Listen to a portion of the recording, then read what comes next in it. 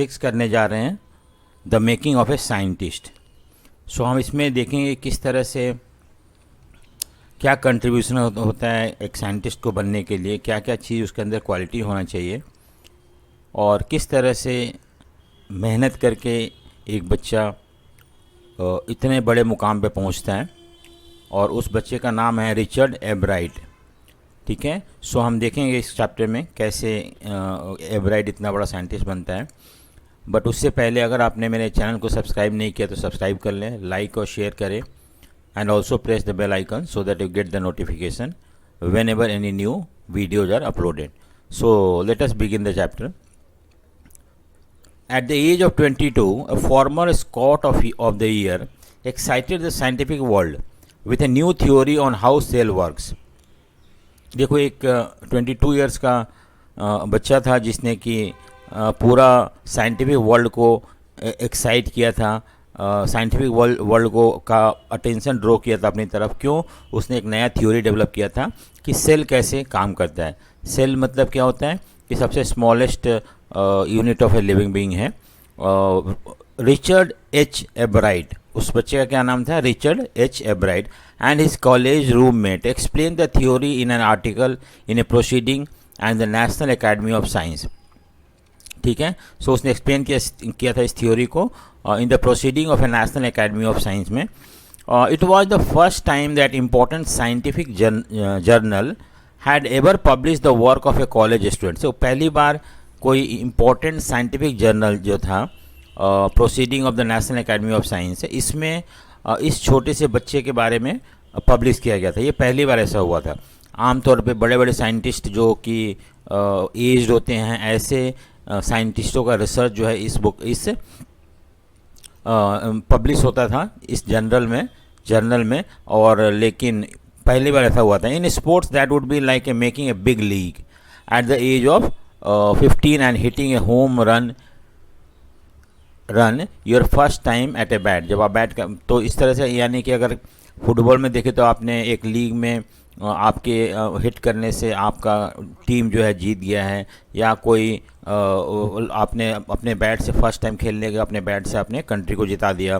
तो इस तरह से ये जो अचीवमेंट है, उसी तरह का अचीवमेंट जो था रिचर्ड एब्राइट का था। For Richard Ebright, it was first in the long string of achievement in science and other field, and it all started with butterfly. देखो, तो किस तरह से इस छोटे से बच्चे में साइंटिफिक क्यूरियोसिटी आया, और ये हमें बता रहा है यहाँ पे कि उसने इस तरह का जो था बहुत सारे अचीवमेंट उसने अपने एक्वायर किया, लेकिन ये जो शुरू हुआ वो बटरफ्लाई से हुआ था। कैसे शुरू हुआ? बटरफ्लाई से हुआ था। An only child, Ebright grew up north of Reading, Pennsylvania. There wasn't much I could do there, he said. I certainly could not play football or baseball with a team of one, but there was one thing I could do, collect things. देखो क्या था, ये बोला जब बहुत छोटा था उस समय, ये basically reading, north of reading, Pennsylvania USA में एक जगह है, वहाँ का रहने वाला था। और क्योंकि वो एरिया बहुत ही कम पॉपुलेटेड है, तो कुछ लोग, एक घर यहाँ होता है, दूसरे घर बहुत दूर होता है। तो ये बोल रहा है कि मैं ऐसा कुछ नहीं कर सकता था, फुटबॉल नहीं खेल सकता था या बेसबॉल नहीं खेल सकता था, क्योंकि मैं उस एरिया में अकेला था। तो मेरे पास एक ही ऑप्शन था कि कलेक्ट करना थिंग्स। ये एक हॉबी है जो उसने परस्यू किया था। So he did, and did he ever, और वो कंटिन्यू करता रहा। Beginning in kindergarten, Ebright collected butterflies with the same determination that had marked all his activity. तो जब वो छोटा था स्कूल्स में, तो उस समय वो बटरफ्लाई कलेक्ट करता था, और वो बटरफ्लाई कलेक्शन भी full of determination and devotion से करता था। He also collected rocks, fossils and coins, सिक्के वगैरह भी कलेक्ट करता था। जैसे कि बहुत सारे लोगों को हॉबी होता है पुराने सिक्के कलेक्ट करना, फॉसिल्स हो गया, रॉक्स हो गया। He became an eager astronomer to sometimes star gazing all the night. Astronomer मतलब वन हु स्टडी एस्ट्रोनॉमी, या बेसिकली स्टार को स्टडी करना। तो कभी कभी पूरा रात वो स्टार गेज करते रहता था। ठीक है, so from the first time he had driving curiosity along with a bright mind. देखो, पहली बार उसके अंदर कुछ ईगरनेस आया, माइंड ऑब्वियसली उसका ब्राइट था। He also had a mother who encourage his interest in learning. उसकी मम्मी जो थी उसे हमेशा इनकरेज करती थी चीज़ों को लर्न करने में, सीखने में। ही टुक हिम टू ट्रिप। अब मम्मी का क्या कंट्रीब्यूशन था, वो हमेशा उसको इंकरेज करती थी नए नए चीज़ सीखने के लिए, उसे ट्रिप पे लेके जाया करती थी। Brought him telescope, microscope, camera, mounting material and other equipment and help him in many other way. तो इस तरह से ऐसे ऐसे चीज़ उसको दिलाती जो उसे हेल्प कर सके, उसके अंदर से कुछ जानने का क्यूरियोसिटी जाग सके। और जैसे टेलीस्कोप हो गया, माइक्रोस्कोप हो गया, ये सारे चीज़। It was his only companion until he started school. तो जब वो स्कूल जाने लगा तब से उससे दूसरा दोस्त मिल गया, लेकिन तब तक वो अपने मम्मी के साथ ही सब कुछ शेयर करता था। His mother said after that I would bring home friends for him. उसके बाद मम्मी उसकी फ्रेंड लाया करती थी, उसके साथ खेलता था। But at night we just did things together.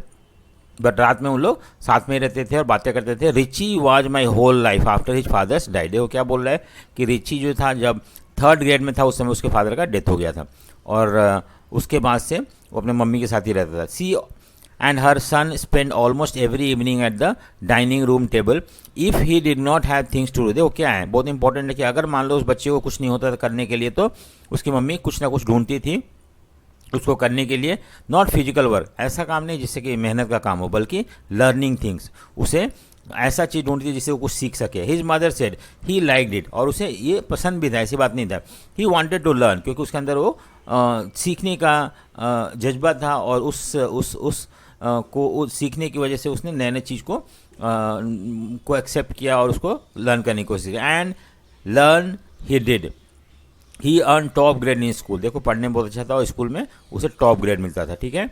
On every day things he was just like every other kids his mother said. और बाकी सारी चीज़ों में भी जैसे बाकी बच्चे होते थे वैसे ही था ये भी। By the time he was in the 2nd grade Ebright had collected all 25 species of butterfly. अब मैंने बताया था कि उसको बटरफ्लाई कलेक्ट करने का शौक था, और उसने करीब करीब 25 बटरफ्लाइज के जो अलग अलग प्रजातियाँ होती हैं उनको उसने अपने यहाँ कलेक्ट कर लिया था, ठीक है। सो अब क्या हुआ, that probably would have been the end of my butterfly collecting. और ये बोल रहा है कि अब सब मैंने करीब करीब सारे बटरफ्लाई कलेक्ट कर चुका हूँ और अब ख़त्म हो जाएगा मेरा बटरफ्लाई कलेक्ट करने का। He said but then my mother got me a children book called the travel of monarch X. कौन सा बुक का नाम है, the travel of monarch X. That book which told how monarch butterfly migrate to Central America opened a world of science to the eager young collectors। तो इस तरह से पहले उसे लगता था कि अब सारे मैंने बटरफ्लाई कलेक्ट कर चुका हूँ जो वहाँ मिलता है, लेकिन उसकी मम्मी ने हमेशा उसको इंकरेज करती थी, नई नई चीज़ ला कर देती थी। इस बार उसने क्या ला के दिया, एक बुक ला के दिया उसे, और उस बुक का नाम था the travel of monarch x. और इस बुक से उसमें ये पता चला किस तरह से monarch butterfly central America migrate करती है, कहीं से आती है माइग्रेट करके वहाँ पे, और इस तरह से वो उसके बारे में जानने की उसके अंदर क्यूरियोसिटी जागना शुरू हो गया, ठीक है।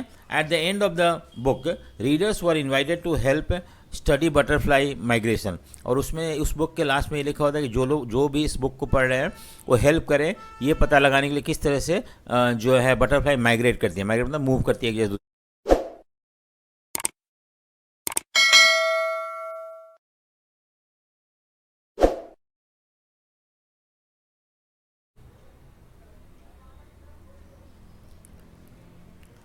They were asked to tag butterfly for research by Dr. Frederick A.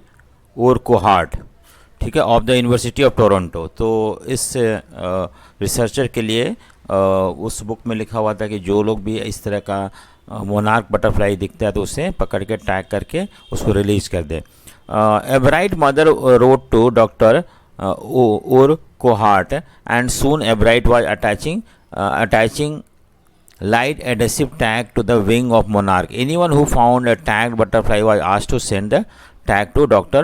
Urquhart. So इस तरह से कोई भी किसी को भी इस तरह का टैग्ड बटरफ्लाई मिलता तो उसको भेजना होता था डॉक्टर रिसर्चर्स को, ओरकोहार्ट को, ठीक है। और इस तरह से उसे पता चल जाता, उसे ये रिसर्च कर रहा था कि कितना दूर मोनार्क बटरफ्लाई जा सकता है माइग्रेट करके।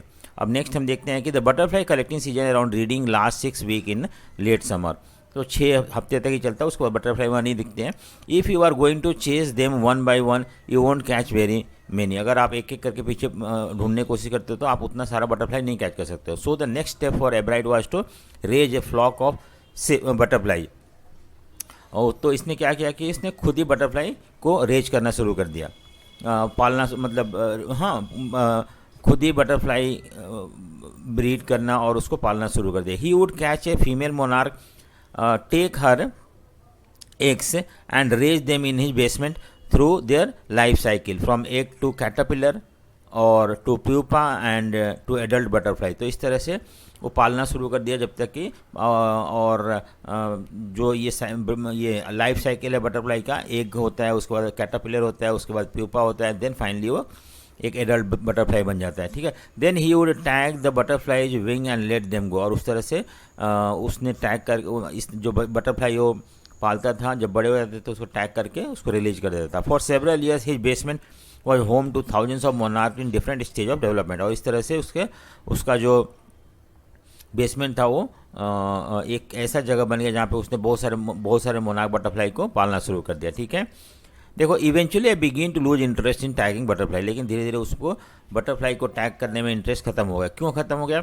It was a tedious and there was not much feedback. बहुत ही एक मेहनत का काम था और इसमें इतना ज़्यादा फीडबैक नहीं मिलता था. कि क्यों फीडबैक नहीं मिलता था? एब्राइट said, in all the time I did it he लाव्ड, only 2 butterfly I had tagged were recapture. सिर्फ 2 ही बटरफ्लाई उसे किसी ने पकड़ा उसको, और and they were not more than 75 miles from where I lived. और उतना दूर भी नहीं गया था, सिर्फ 75 माइल्स ही दूर था उसके घर से. तो इस तरह से उसे लगा कि ये काम एक तरह से बेकार है, इसमें उतना अच्छा फीडबैक नहीं मिल रहा है. जिस पर्पज़ के लिए हम लोग कर रहे हैं इतना मेहनत हो, वहाँ पे हमें फीडबैक उतना अच्छा नहीं मिल रहा है. ठीक है. सो अब then in the 7th grade he got a hint of what real science is when he entered a county science fair. तो उस एरिया में साइंस फेयर लगता था, उसमें उसने पार्टिसिपेट किया जब वो 7th grade का था, लेकिन उसमें वो हार गया. It was really a sad feeling to sit there and not getting anything while everybody else had won something. तो उसे बड़ा बुरा लगा कि सबको कुछ ना कुछ मिल रहा है, लेकिन उसे कुछ नहीं मिला, कोई प्राइज नहीं मिला. Ebright said his entry was slides of frog tissue. Slide मतलब thin plate piece of glass used to hold object for examination. तो उसने कुछ स्लाइड बनाए थे, बस और कुछ नहीं किया था. विच ही शोर अंडर ए माइक्रोस्कोप. उसे देखना था माइक्रोस्कोप के अंदर, तो शायद इस स्लाइड में कोई मूवमेंट नहीं था, तो उसे कुछ मिला नहीं. He realize the winner had try to do real experiment. जिन्होंने जीता उन्होंने कुछ रियल एक्सपेरिमेंट किया, not simply make a neat display. Slide में हम क्या करते हैं? डिस्प्ले करते हैं बस, और कुछ नहीं. तो उसने सोचा कि नहीं, अगर हमें जीतना है तो कुछ ना कुछ रियल एक्सपेरिमेंट करना पड़ेगा. So already the competitive spirit that drive Richard एब्राइट was appearing. और उसके अंदर कॉम्पिटिशन का एक सोच डेवलप हो रहा था. I knew that for the next year's fair I would have to do a real experiment. उसे पता था कि अब अगली बार जब अगले साल साइंस फेयर हो तो उसमें कुछ ना कुछ रियल एक्सपेरिमेंट करना पड़ेगा. He said the subject I knew most about was the insect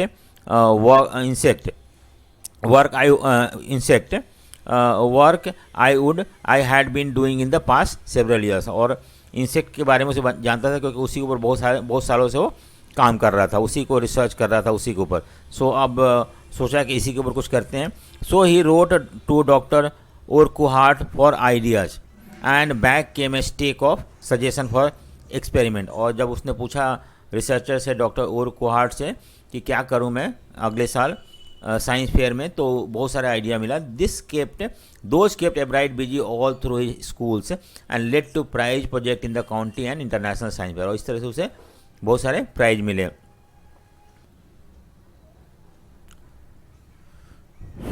For his 8th grade project, Ebright tried to find the cause of a viral disease that kills nearly all monarch caterpillar every few years.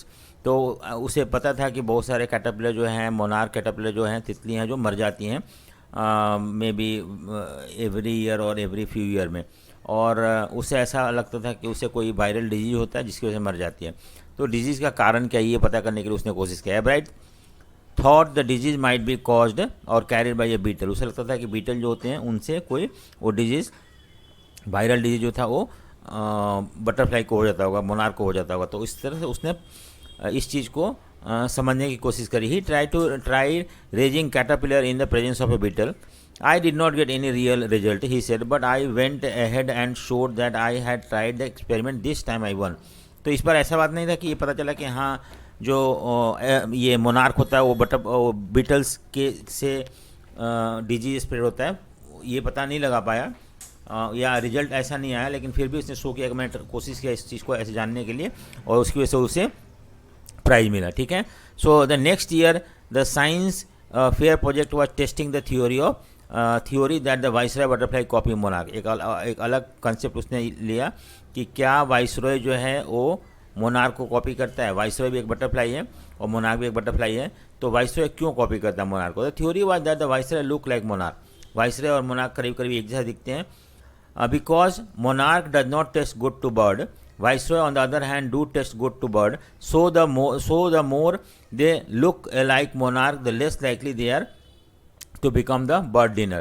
अब देखो क्या था ना कि monarch जो है वो इसे ये पता था कि बर्ड इसको नहीं खाते हैं क्योंकि उनको टेस्टी नहीं लगता है। तो वाइसरॉय जो था वो मोनार्क को बर्ड को अच्छा लगता है, तो ज़्यादातर बर्ड जो है वाइसरॉय को आई मीन खाते हैं उसको। ठीक है, क्योंकि उनको अच्छा लगता है। तो वाइसरॉय जो है कॉपी करता है मोनार्क को और मोनार्क के जैसा दिखने की कोशिश करता है जिससे कि वो बर्ड के फूड से बच सके। Ebright project was to see whether in fact bird would eat monarch. He found that the starling एक तरह का यूरोपियन बर्ड होता है, would not eat ordinary bird food, it would eat all the monarch it could get. A bright said later research by the other people showed that Viceroy probably do copy monarch. This project was placed first in the zoology division and third overall in the county science fair. इस तरह से हम देखते हैं कि इस project में उसे अवार्ड मिला। नेक्स्ट क्या है कि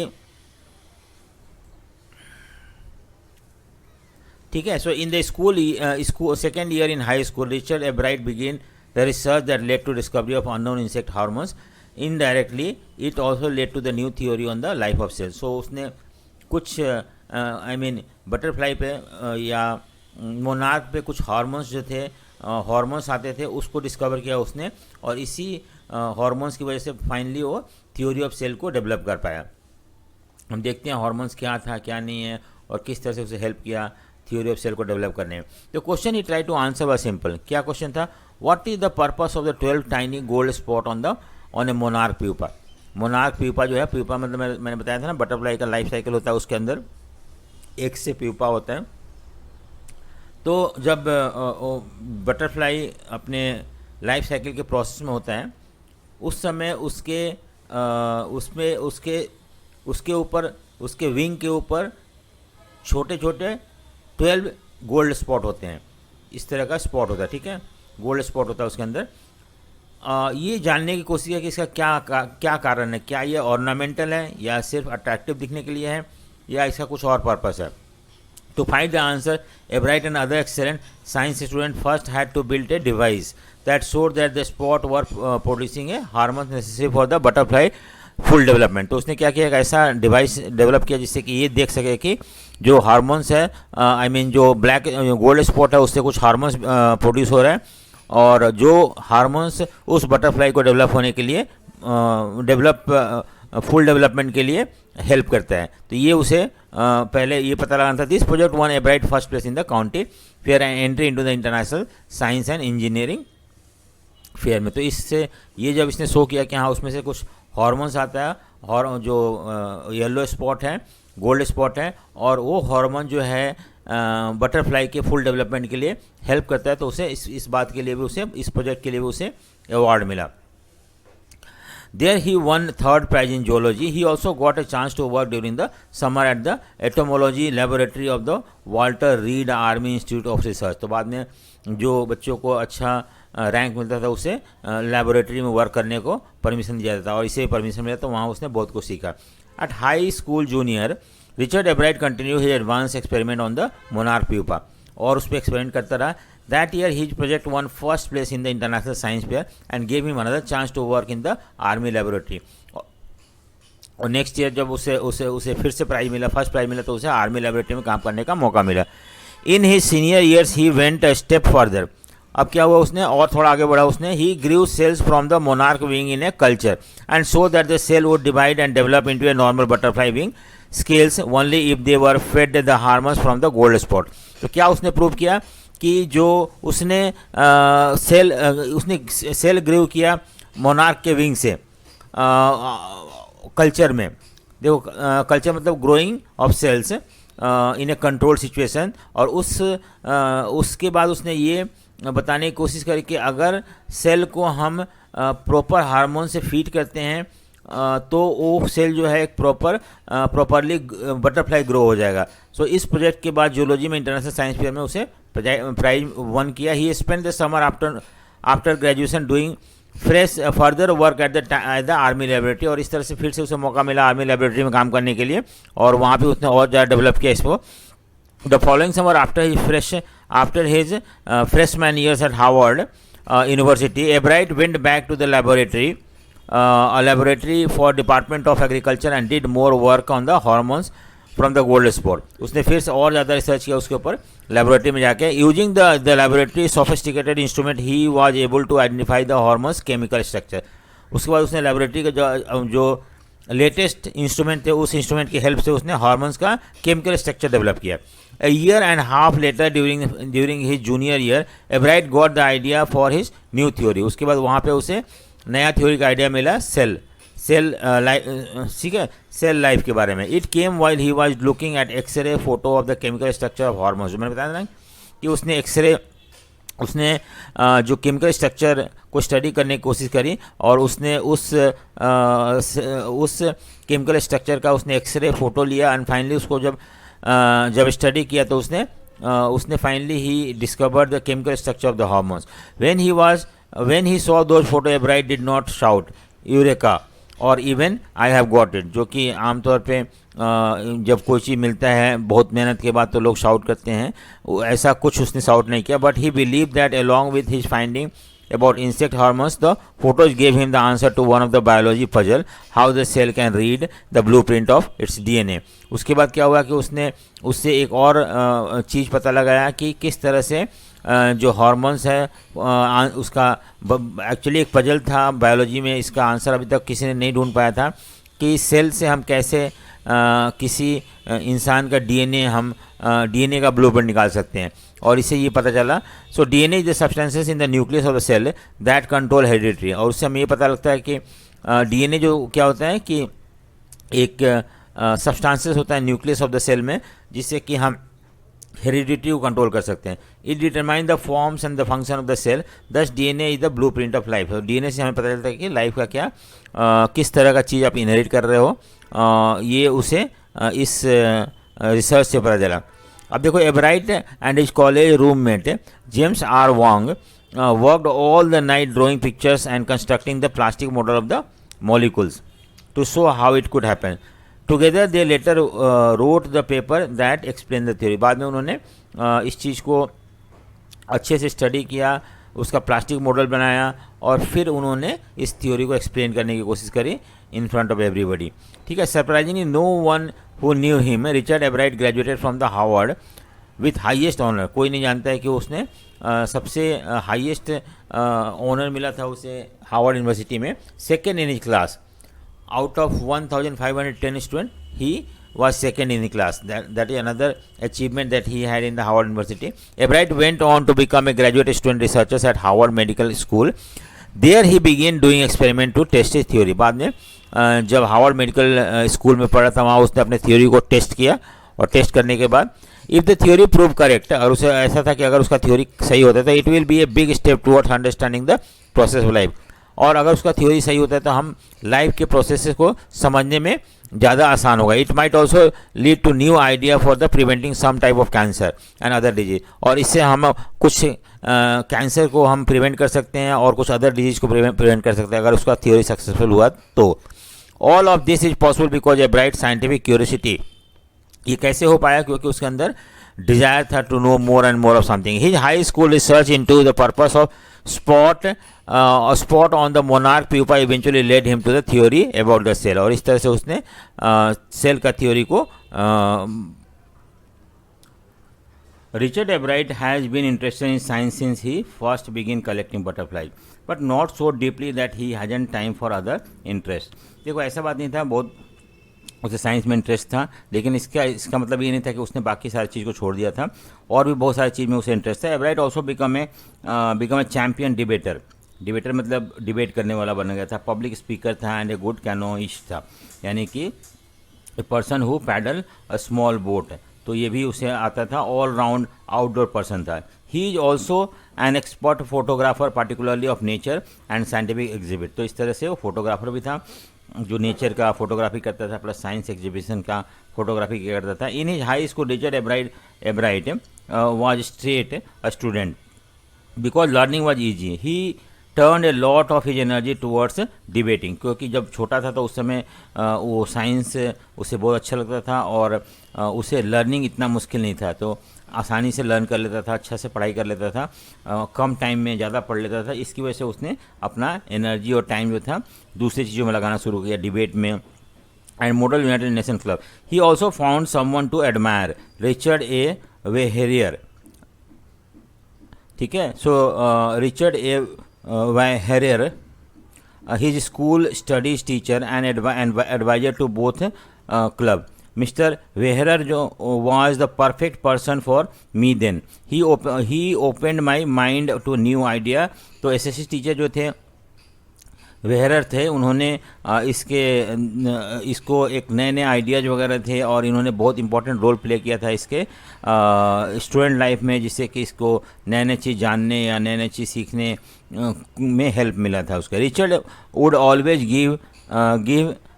give that extra effort, Mr. Veherer said. What pleased me was this person who put in 3 or 4 hours at night doing debate research, besides doing all his research with butterflies and other. तो ये जो था वेहरर, क्या बोलते हैं कि ये debate के ऊपर भी बहुत सारे समय बिताते थे और अपना रिसर्च तो करते थे। Richard was competitive, mister Wehrer continued, but not in the bad sense. वो कॉम्पिटिटिव थे, उन्हें जीतने का लगन था, लेकिन खराब सेंस में नहीं। He explain, Richard wasn't interested in winning for winning sake और winning to get a prize. वो इसलिए नहीं ये कंपटीशन में पार्ट लेते थे जीतने के लिए, बल्कि या प्राइज के लिए, रादर वो अपना बेस्ट देते थे और because of that he used to get prize in the any competition.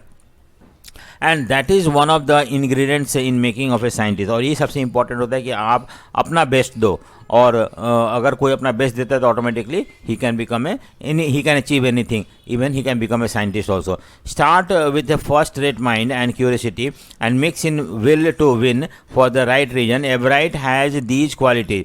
From the time the book The Travel of Monarch X opened the world of science to him, Richard Everett had never lost his scientific curiosity. जब से उसकी mummy ने उसे जो नया book दिया था the travel of monarch x, तब से उसके अंदर साइंस के बारे में और जानने की इच्छुकता ख़त्म नहीं हुई, और इस तरह से ये एक बहुत बड़ा साइंटिस्ट बने और उन्होंने बहुत सारे थ्योरीज डेवलप किए। उसमें थ्योरी ऑफ सेल जो था बहुत इंपॉर्टेंट था। So thank you for watching. अगर आपको वीडियो अच्छा लगा हो तो लाइक शेयर एंड सब्सक्राइब जरूर करें। Thank you.